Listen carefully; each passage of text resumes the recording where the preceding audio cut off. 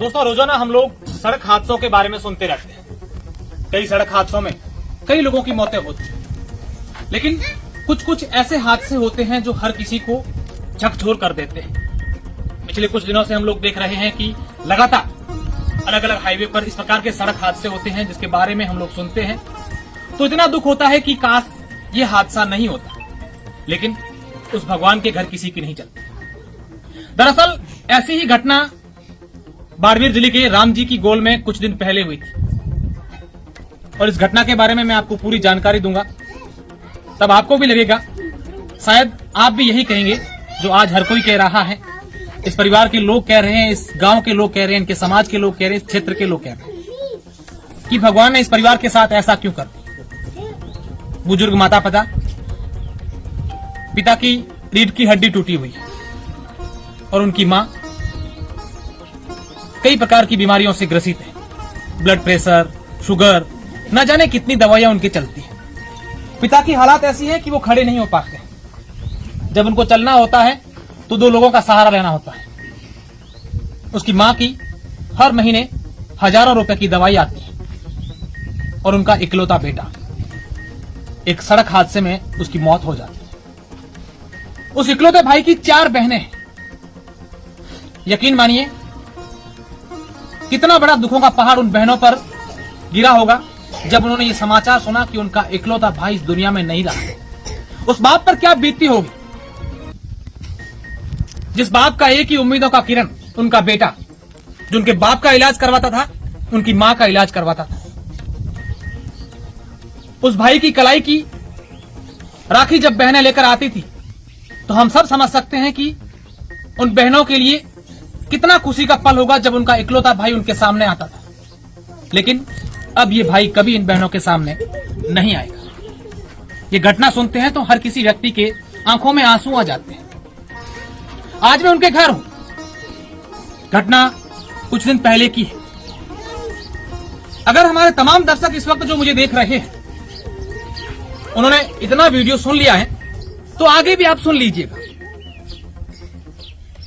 उस भाई ने 5-6 साल पहले ही मजदूरी करना शुरू किया है। वो भाई कुंवारा था, उसकी उम्र भी ज्यादा कुछ नहीं थी, लेकिन परिवार का बोझ इस तरीके से उसके ऊपर आ गया एक भाई के कंधों पर कि उसको अपना पूरा परिवार चलाना था। बूढ़े माता पिता जो आपकी मोबाइल की स्क्रीन पर आपको नजर आ रहे हैं, इनका ध्यान रखना था, अपनी बहनों की शादी करवानी थी। और जब ये वापस गत 13 नवंबर को काम पर लौटा, उससे कुछ दिन पहले ही अपनी 3 बहनों की उसने शादी करवाई। बहनों की शादी का कर्ज उसके ऊपर था, माता पिता के इलाज का कर्ज था और एक छोटी बहन जिसकी अभी शादी करनी बाकी है। इन सबको उम्मीद अपने भाई पर थी, माता पिता को उम्मीद उनके बेटे पर थी, लेकिन भगवान ने उनके भाई को इस दुनिया में नहीं छोड़ा।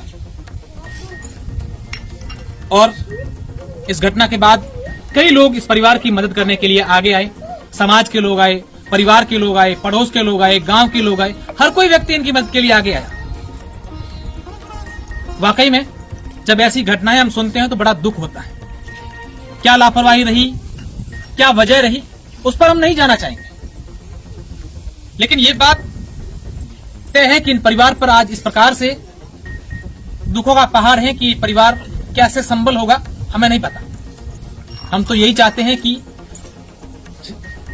जो माँ बाप हैं, जिनके पिता बुजुर्ग हैं, चल नहीं सकते हैं, जिनकी माँ बीमार है, बीपी और शुगर की पेशेंट है, वो यही सोच रही होगी कि अब हमारे लिए इलाज कौन करवाएगा।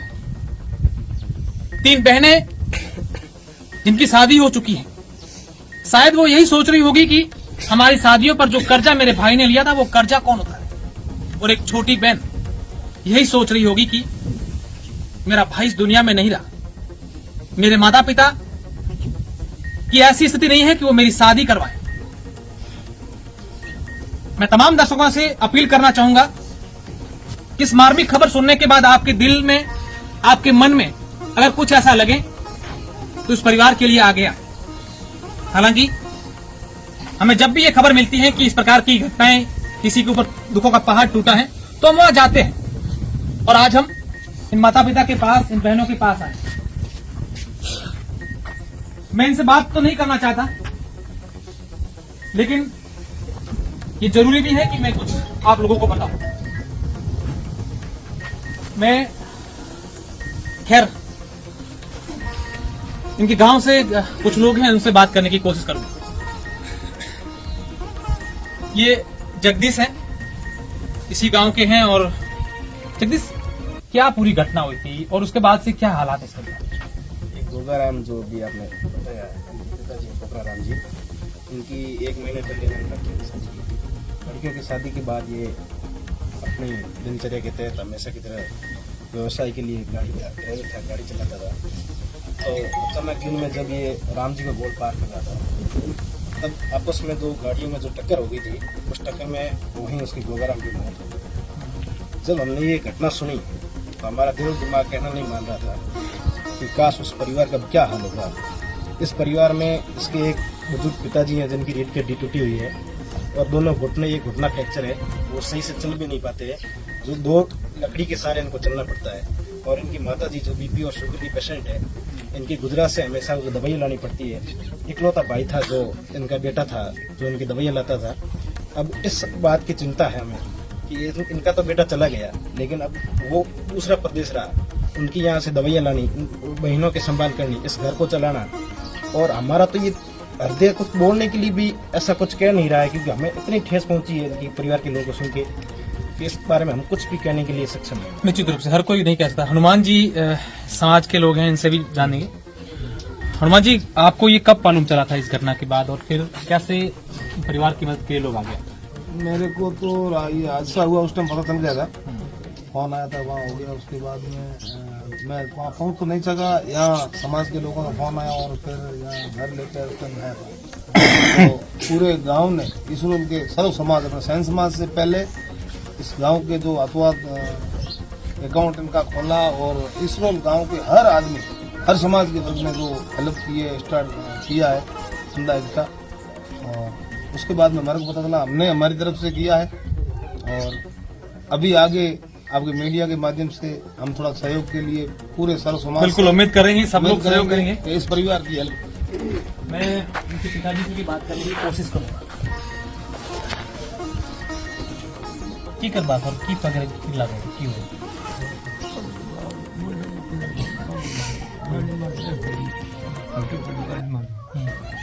अच्छा, मैंने हालांकि नहीं पूछना चाहिए, कितनी थोने मन में विश्वास હતો कि मारो बेटो हमें सक्षम हो गयो है, मजूरी करे है, हमारी बेटी और शादी करा दे, मोरो हमार संभाल कर।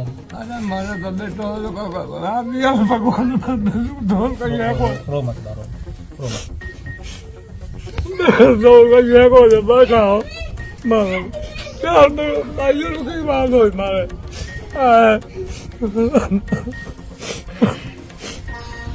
यार मारे कन्या की बात हो जब।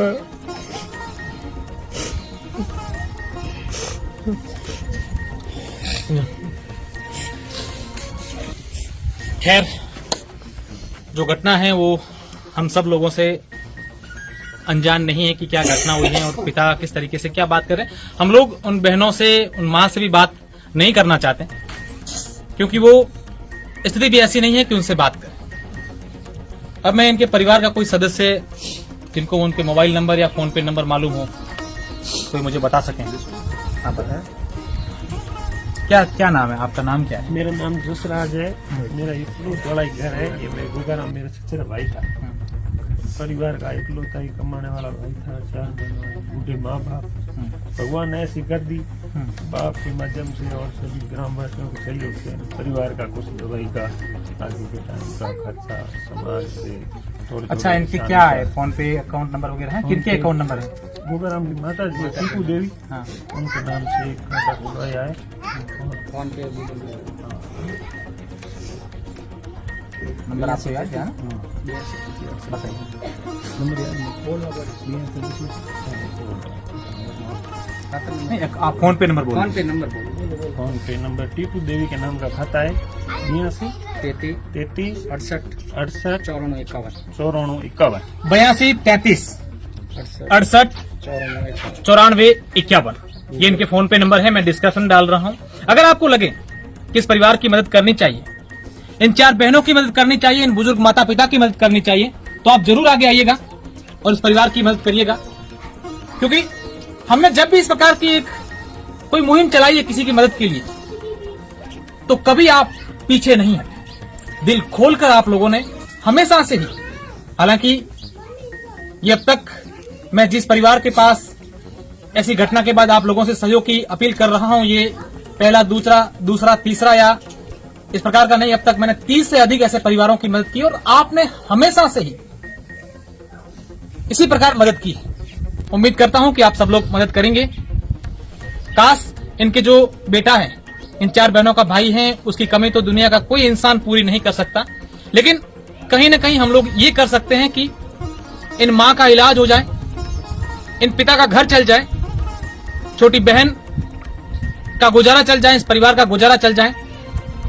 ये सब हम लोगों का इंसान होने के नाते धर्म बनता है और यही धर्म आप लोग हमेशा से जिस तरीके से निभाया है, उम्मीद करेंगे आप ऐसे ही निभाएंगे। बहुत बहुत शुक्रिया, धन्यवाद।